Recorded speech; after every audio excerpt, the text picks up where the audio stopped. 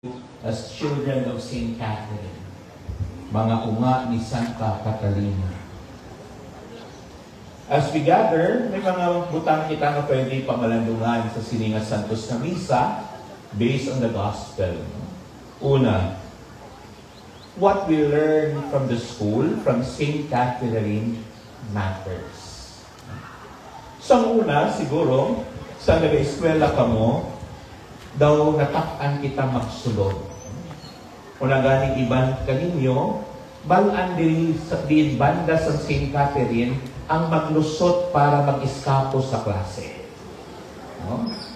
Balaan siguro ninyo, kung diin ikaw matambay, kag hindi ka mabalaan, kag makitaan sa aton mga teacher, nga wa kadali nagsulod. Kay dabi naton sa estudyante kita, hindi man importante ang aton ginatunan. But when we become adult, sa sitwasyon naton subong, ma-realize naton, may naantiguhan din man gali ako kay St. Catherine. Tama din man gali ang gintudlo ni St. Catherine. I have become better because what I have learned from St. Catherine. Muna gani, no? Kunik sa mga kabataan subong, ginapilit natin magtuon because they don't enjoy learning. No? Pero kita sa unang munakman, no? Ginapilit kita man magtuon because we don't enjoy learning. But we have already realized na ang naantiguhan naton sa eskwelahan diri sa St. Catherine, nakabulig ka naton na mag-angkon sa maayo nga pagpangabuhi.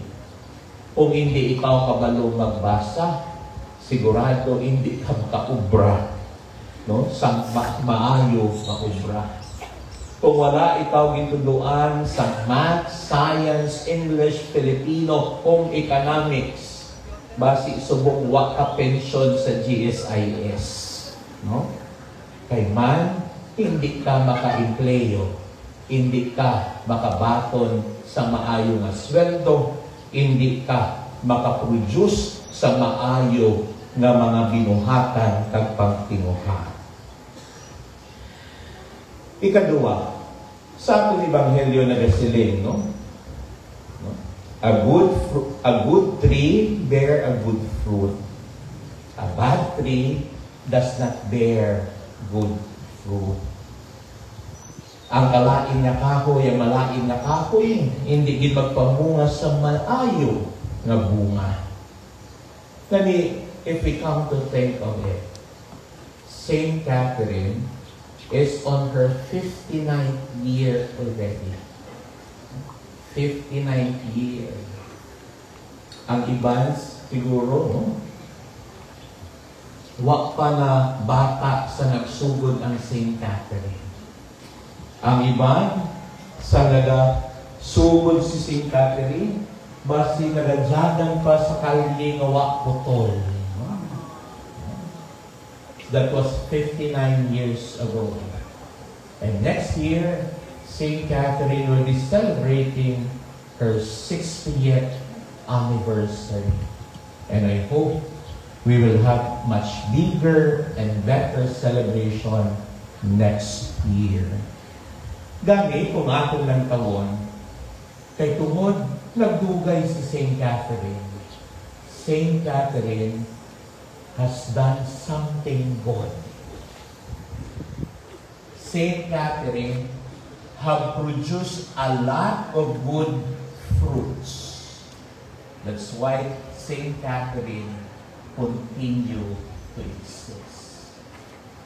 That's why, as we reflect on this, we should be thankful that St. Catherine is a good tree. Hindi perfecto nga kahoy, but a good tree.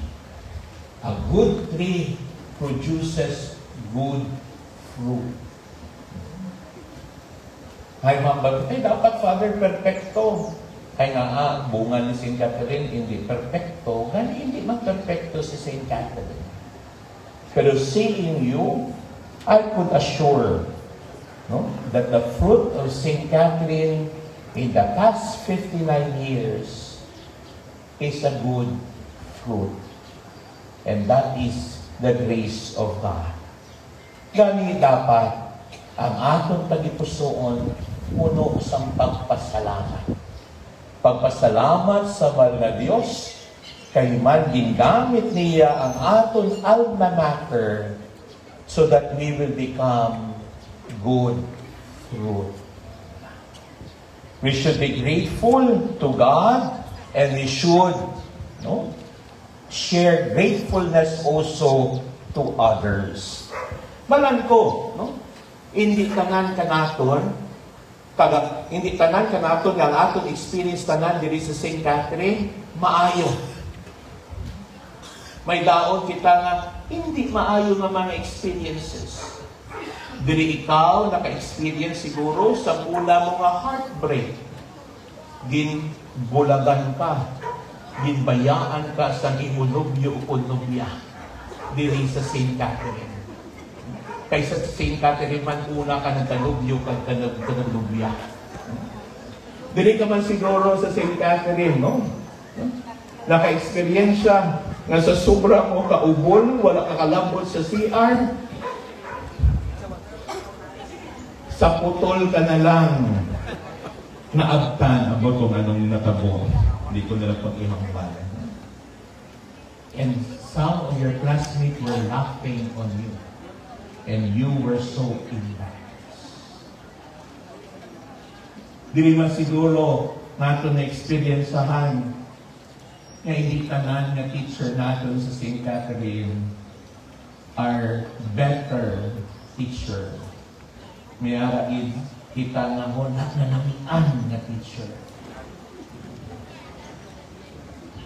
But those are only few. Kaya ang dako, kag ang mas malamo, amo man sa gihapon ang mas maayo nga eksperyensya naton sa St. Catherine. The bad experience are only few, but the beautiful experience are many with our beloved alma mater. Gani siguro ang challenge ka naton. Bear good fruit. Pagkatapos mo diri halin si St. Catherine, maski isa ka lang ni gani katuloy na eskwela, si St. Catherine may ginapasa kanimo. St. Catherine has planted seeds on our heart. Gani ang challenge ka naton, pagtubuon ina nga binhi nga gitaon ni St. Catherine, and we also bear good fruit. Kay dira naton masiling mapadayon naton ang ligasiya ni St. Catherine Academy.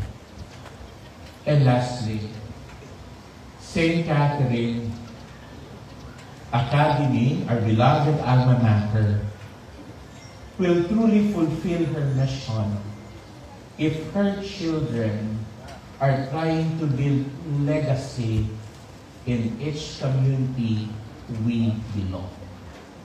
Siguro, masiling natin nga ang St. Catherine, mangin mabinungahon, kag mangin tampad sa iya misyon, kung makitaan ni St. Catherine Academy, ang mga Catherineans nga nagabakas nga magbilin sa ligasiya sa tagsa naton na komunidad.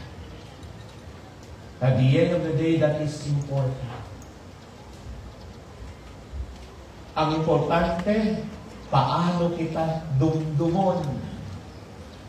Ang importante, paano kita handumon. Paano kita kilalaon. And so, that's the challenge for all of us. Children of St. Catherine, mga unga ni Santa Catalina. Let's also live our own legacy in our family, in our office, in our workplace, in our community, and in wherever we are. Siguro, masiling naton that truly the fruit of St. Catherine Academy is not just good fruit, but the best fruit if all of us will work for a legacy that we will give to our community. Let's create a legacy that will make this world better. Let us create a legacy that will make our beloved alma mater proud of us. Dahil hindi lang sa kung nano ang maabot naton sa kabuhi, pero timuon naton kung nano ang madumduman ka naton, nano ang mabilin naton. I hope that the Lord will continue to bless each one of us. Gani kabay na pagkatapos natin pagtipon-tipon, we become more stronger, more inspired as Catherinian. Okay? Because, especially after this, no? Kinahanglan giyang magbalik sa 60 year. No? Diba lang? Mas marami dili nagatipon-tipon kita. Tama? Kaysa nagatipon-tipon ka mo kung may magtaliwan ka mo nga classmate. Diba? So dahil dapat wala sa magtaliwan. No? Ganit, we try to be inspired, to become stronger, so that on the 60th anniversary of St. Catherine, all of us are here. Hindi lang 60 yet, may 75 pa, may 100 years pa. No? Ang basigang bintana sa mga kabot pa, there's 100. Ay, kundi maalumnay, galing ka mo dito sa langit. Okay? So I hope that we will appreciate the night as God's grace to us to gather, to celebrate, to be inspired, and to become much better Catherinians. Let us all stand and profess our faith. I believe in one God, the Father Almighty, maker of heaven and earth, of all things visible and invisible. I believe in one Lord Jesus Christ, the only begotten Son of